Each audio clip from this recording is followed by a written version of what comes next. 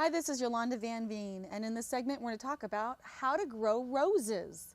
Now, roses have been a plant that's been grown by humans for at least 6,000 years, and they've been grown at palaces and in gardens throughout history. And they've been associated with nobility and beautiful public gardens, and there's so many different colors that they come in different shapes and sizes.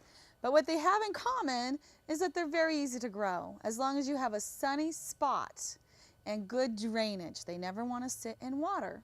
They like moist climates, so they don't do well where it's really, really dry desert conditions.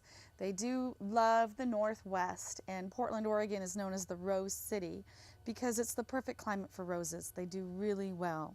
And it's December, so my plants are really dying back, and they still have some green on them.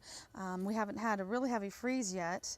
And so if you live in a colder climate, they would have been dead or died back by now. So my rule of thumb on a rose is if they're green, leave them be. If they're yellow, cut them out. So periodically, year-round, I like to trim back my roses. And the rule of thumb is never trim it back more than 1/3 the size of the rose.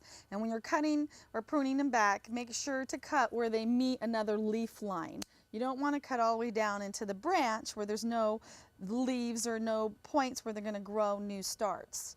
There's so many different varieties of roses, and some are more susceptible to black spots or to mildew or rotting. So make sure to do your research when you buy your roses and find out which ones do the best in your climate in your area. Because if you have black spots or you're having problems with your roses, I found that a lot of times they're just a really old rose bush and they've done their time. They're more susceptible to diseases. There's so many varieties that'll do better if you just do your research and find some varieties that'll do well in your climate.